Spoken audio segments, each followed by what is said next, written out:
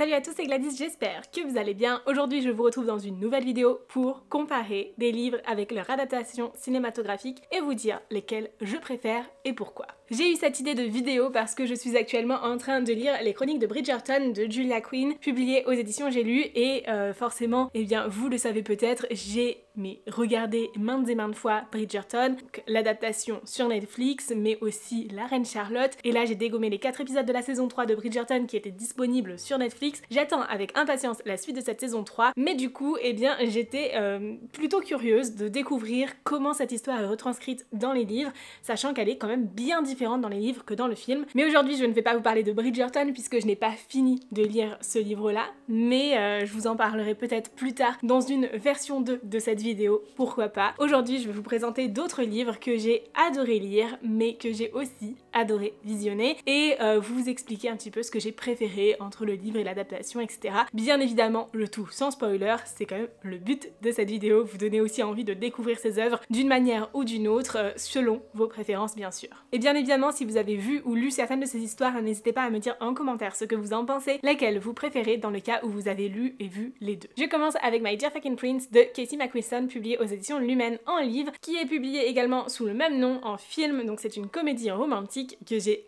adoré découvrir. J'avais eu un coup de cœur pour le roman, vraiment une histoire qui est très prenante, très touchante. Ici on y suit Alex Cameron, qui est le fils de la présidente des États-Unis, qui suite à un scandale médiatique va devoir passer du temps avec Henry, le prince de Grande-Bretagne, et faire semblant d'être ami avec eux, histoire d'atténuer un petit peu les tensions qu'il peut y avoir entre eux puisque tous deux se détestent au plus haut point. Et en même temps, eh bien pour les élections présidentielles, etc., c'est quand même bien vu d'être en bon terme avec la famille royale d'Angleterre. Et donc on va suivre Alex et Henry qui vont développer progressivement cette relation entre eux, mais qui va aller bien au-delà de l'amitié. Et franchement j'ai adoré cette histoire, elle porte aussi de belles valeurs, en particulier autour de l'acceptation de soi et de son orientation sexuelle, mais également l'impact que cela peut avoir d'un point de vue politique, mais aussi dans ce cadre en fait de la famille royale qui est très conservatrice et clairement qui n'accepte pas ça non plus. Et vraiment j'ai passé un très bon moment en regardant le film aussi, après avoir lu le livre, bien après avoir lu le livre, et j'ai bien aimé replonger dans cette histoire, retrouver ces personnages. Je trouve que les acteurs incarnent vraiment très bien les personnages, mais il manquait quelques petites choses. Il y a certains personnages secondaires qui sont effacés et qui n'apparaissent pas dans le film, il manque certains détails aussi, tout va beaucoup plus vite. Alors d'un autre côté, c'est peut-être pas plus mal, parce que dans le livre, eh bien les chapitres sont quand même très longs. Alors moi ça m'a pas tant que ça dérangé, et j'étais tellement prise dans l'histoire que je l'ai pas vraiment vu passer, mais je sais que c'est quelque chose qui a été reproché par de nombreuses personnes, et du coup le fait que le film soit quand même beaucoup plus court puisqu'il fait moins de 2 heures, ça passe tellement plus vite, et je pense que ça permet d'avoir quand même tous les éléments essentiels de l'histoire sans pour autant rentrer dans les moindres détails, et c'est peut-être pas plus mal en fait finalement. Bref, j'ai passé un super bon moment avec les deux, mais clairement je retiens surtout le livre qui m'a permis de découvrir cette histoire, de plonger dedans, et j'ai eu un gros coup de cœur pour le livre, donc clairement c'est un petit peu difficile de le détrôner en même temps. J'avoue que le film, voilà, je l'ai regardé rapidement comme ça en une soirée et je suis jamais revenue dessus, je me suis jamais dit ah tiens je vais le regarder une deuxième fois, mais pourquoi pas, peut-être un jour. On continue ensuite avec une de mes sagas préférées, il s'agit du livre perdu des sortilèges de Deborah Harkness, publié chez le livre de poche, et ici on a justement la couverture qui est adaptée de la série, et franchement oui il y a des différences entre les deux, encore une fois dans tous les cas dans l'adaptation on peut pas rentrer autant dans les détails que dans le livre, surtout que ce sont des belles briques, mais déjà je trouve que c'est une très bonne chose d'avoir choisi d'adapter ce roman en série, parce que je pense que c'est un format qui est beaucoup plus adapté à ce livre là, qui est très riche, très dense en informations, mais il y a un petit quelque chose qui me gêne dans la série, et je pense que c'est lié aux acteurs, non pas qu'ils jouent mal, loin de là, mais juste ils n'incarnent pas les personnages tels que je me les étais imaginés. Faut savoir aussi que ces livres là je les ai lus et relus maintes et maintes fois avant de découvrir la série, et donc forcément eh bien j'avais une idée très précise de la manière dont j'imaginais l'histoire, dont j'imaginais les personnages, etc. D'ailleurs, je vous ai toujours pas parlé d'histoire. Ici, on va suivre Diana, qui est une chercheuse en alchimie et qui fait des recherches à propos d'un manuscrit alchimique perdu, l'Alchemol 782. Oui, 782. Ah, je me souvenais quand même du nombre. Mais bref, ce manuscrit perdu, un manuscrit qui est très particulier. Et en fait, Diana, elle est issue d'une famille de sorcières dont elle renie ses origines, dont elle renie les pouvoirs magiques, etc. De toute façon, elle les a jamais vraiment sentis en elle non plus. Donc finalement, eh bien, elle se considère simplement humaine, mais très attirée par tout ce qui est alchimie, etc. Et l'Alchemol, c'est pas juste un manuscrit alchimique, ce serait en fait le manuscrit alchimique qui explique l'origine des espèces sur Terre, et donc pas seulement des humains, des sorcières, mais aussi des vampires, etc. Enfin bref, de l'ensemble des espèces qu'il peut y avoir sur Terre. Et du coup, c'est un manuscrit qui est très convoité. Au moment où Diana commence ses recherches sur ce manuscrit, et du coup se rend à Oxford pour pouvoir étudier ce manuscrit, qui est disponible normalement dans une des bibliothèques d'Oxford,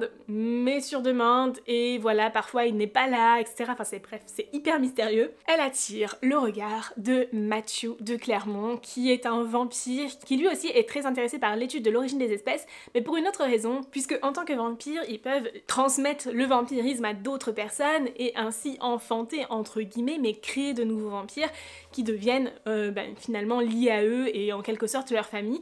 Sauf que c'est quelque chose qui, depuis quelques générations, a beaucoup de mal à se faire. La plupart du temps, chaque transition finit par un décès et la personne ne devient pas un vampire, et du coup Matthew est persuadé que cela a un lien avec l'origine des espèces justement, et va essayer de comprendre comment expliquer cela et d'où ça peut venir. Et c'est alors voilà qu'il se retrouve très attiré par Diana. Bon, il y a clairement une romance dedans qui est même un petit peu toxique, hein, parce que bon, on parle comme d'un vampire qui peut avoir des tendances un peu stalker, etc. Mais écoutez, franchement, ça passe très bien. Il faut le reprendre aussi dans son contexte, dans le sens où c'est une histoire qui date d'il y a quand même plusieurs dizaines d'années, et forcément, les choses n'étaient pas aussi évoluées sur ce point-là, et on parle comme d'un vampire qui a un besoin de contrôle nécessaire très important. Enfin bref, c'est quand même très sympa. Moi j'ai adoré cette histoire, c'est une de mes romantaisies préférées de tous les temps. En même temps, c'est pas très difficile. J'adore la science, j'adore les univers fantastiques, j'adore la magie, j'adore les vampires. Bref, l'ensemble était juste parfait, avec une romance que j'aime beaucoup aussi, et j'ai dévoré les 3 tomes de cette saga. Il y a même un spin-off aussi que j'ai adoré, mais un petit peu moins que la trilogie principale, mais vraiment une belle pépite. Vous l'aurez compris, je suis hyper attachée au roman, et du coup, même si j'ai passé de très bons moments à regarder l'adaptation en série, eh bien c'est pas pareil. Et en fait, il y a beaucoup d'éléments scientifiques dans cette histoire qui, à mon sens, ne sont pas retranscrits tels qu'ils devrait l'être dans l'adaptation. Alors non pas que c'est faussé, mais c'est juste pas aussi détaillé, et du coup ça nous emporte pas autant en fait dedans, mais je trouve que c'est quand même super bien fait, et les lieux, les décors, etc. sont très proches de ce qui est représenté dans le livre aussi, et ça franchement c'est génial parce qu'il y a beaucoup de voyages. Dans cette histoire on parle de voyages entre différents lieux, mais aussi de voyages dans le temps, et franchement eh bien j'ai hâte de voir la suite de la série pour voir comment la suite sera représentée, mais j'avoue je n'ai aucune idée de savoir si elle continue d'être produite ou pas, parce que ça fait très longtemps quand même que je n'en ai pas entendu parler. En tout cas, eh bien c'est une saga que je ne peux que vous recommander de découvrir. Et alors pour le coup, eh bien je pense que là, suivant votre affinité par rapport aux sciences, eh bien je vous conseillerais de découvrir cette histoire en série si vous n'êtes pas très à l'aise avec tout ce qui est scientifique, et plutôt en roman si jamais c'est quelque chose qui vous plaît plus. Si vous êtes intéressé pour découvrir des choses autour de l'alchimie, de la biologie, etc., ça pourrait vraiment vous plaire en roman, mais si c'est clairement pas votre dada, je vous recommande vivement de plutôt opter pour la série qui développe un petit peu moins ces points-là, même si ça reste quand même présent. On va être beaucoup plus sur une histoire qui va porter sur les pouvoirs magiques et sur la romance, et franchement c'est pas mal aussi. Moi je vous dis tout ça, ça reste quand même plutôt fidèle mine de rien. Je pense notamment à une scène au tout début de l'histoire où Diana fait de l'aviron, et clairement cette scène où Matthew la stalk complètement est hyper fidèle au bouquin. C'est tellement exactement ça, et tel que je l'avais imaginé. Il y a quand même des moments qui sont hyper bien retranscrits entre les deux. Bon, celui-ci je l'ai lu il y a peu, il s'agit de Damsel, la demoiselle et le dragon de Evelyn Skye, publié aux éditions Stardust, et pour le coup c'est un livre qui est tellement différent du film. Alors pour une simple et bonne raison, c'est qu'ici, eh bien, pour en avoir discuté avec l'autrice, ce n'est pas un livre qui a été écrit puis adapté, ou une adaptation qui a été ensuite réécrite en livre. On est vraiment sur une histoire qui au départ est proposée sous forme de scénario, et avant même que le film soit créé, eh bien, le livre a commencé à être écrit à partir du scénario. Donc, en fait, d'un côté comme de l'autre, il y avait des personnes qui travaillaient sur cette histoire à partir d'un même scénario, qui au fur et à mesure du temps a évolué. C'est-à-dire que l'autrice me disait lorsque je l'ai rencontrée qu'elle est restée le plus fidèle possible au scénario de départ, mais celui-ci a évolué pour les besoins du film, et du coup, eh bien forcément, les deux histoires deviennent vraiment différentes l'une de l'autre. Déjà, au fur et à mesure de l'histoire, la première chose que l'on va noter en termes de différence entre les deux, c'est qu'il y a beaucoup plus de précision dans le livre. Mais ça, c'est assez commun, et franchement, on peut s'y attendre et c'est souvent pour ça aussi qu'on lit un livre, mais il y a des choses qui sont tellement mieux expliquées, mieux amenées, en particulier autour des visions que l'on peut avoir. Alors attendez, je vous explique l'histoire quand même, encore une fois j'ai oublié de le faire. Ici on suit Elodie qui vit dans un royaume qui manque en fait de beaucoup de choses, qui crie famine clairement, et pour sauver son royaume, donc Inofé, elle va être mariée de force au prince d'Auréa, un royaume qui lui vit dans la richesse et la gloire. Vraiment ils ont des terres qui se cultivent extrêmement bien, qui sont très fertiles et du coup ils peuvent subvenir aux besoins de tout leur peuple mais plus encore, et donc eh bien le prince d'Auréa va épouser Elodie dans le but justement de conclure cet accord qui permettra d'apporter des vivres en fait au royaume d'Inofé. Déjà première chose, ça c'est pas très bien expliqué dans le film et bien plus expliqué dans le roman, on comprend beaucoup plus les enjeux qu'il y a derrière, pourquoi le père d'Elodie insiste vraiment sur ce mariage là, etc.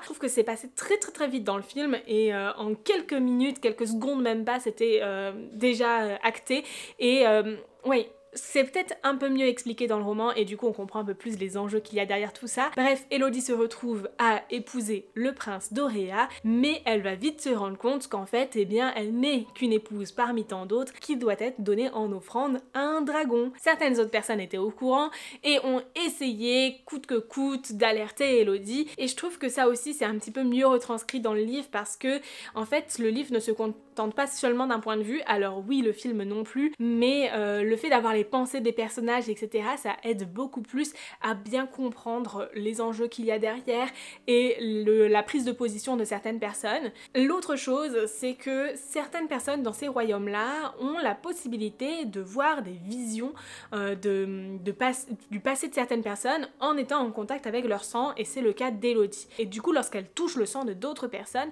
elle va pouvoir voir des bribes de leur passé, et c'est ainsi qu'elle va découvrir certaines choses, là où elle est retenue captive, comment faire pour s'échapper de là, etc. en tombant sur du sang séché. Ça c'est très bien expliqué dans le livre, mais alors dans le film, j'étais là, ah oui, trop bien en fait, t'as les indications partout, c'est gravé dans les murs, etc.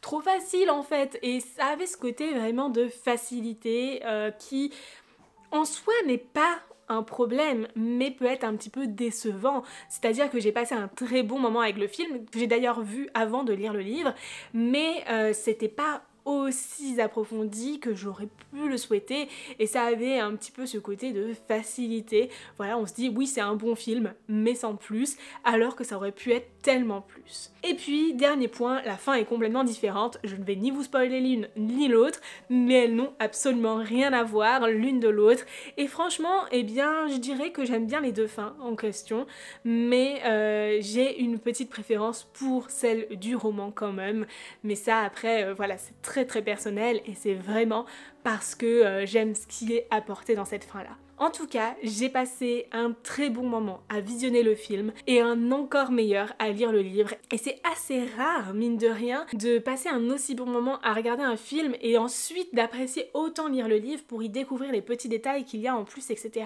Par contre, je sais que j'ai discuté avec certains d'entre vous qui ont fait l'inverse et qui ont d'abord lu le livre, ont découvert l'ensemble des détails, puis ensuite vu le film et se sont dit oui bon, il manque un milliard de choses et c'est un petit peu bâclé, et n'ont pas, pour certains même, accroché jusqu'au bout du film. Donc comme quoi, l'ordre dans lequel on peut lire un livre et son adaptation peut vraiment changer la donne. En tout cas, pour cette histoire, je vous recommande vivement de d'abord regarder le film, puis, si jamais vous le souhaitez, aller un petit peu plus en détail dans cette histoire et comprendre un peu plus certaines choses, de lire le livre, ou alors de simplement lire le livre si c'est ce qui vous intéresse le plus. Ensuite on va passer à Hunger Games, et là je vais pas vous parler des tomes principaux de la saga Hunger Games, l'embrasement, la révolte, parce que je les ai lus et vus il y a tellement d'années que c'est plus très frais dans ma tête. La seule chose dont je me souviens c'est que j'avais adoré pouvoir voir ces films, pouvoir mettre des images sur ce que j'avais imaginé parce que c'était un énorme coup de cœur cette saga, mais j'ai plutôt envie de vous parler du préquel, la balade du serpent et de l'oiseau moqueur. C'est plus simple d'avoir pris Hunger Games dans la main, mais j'ai pas ce livre en papier, je l'ai écouté en livre audio et j'ai aussi regardé le film, et pour le coup, cette fois-ci je préfère mais à 1000% le film.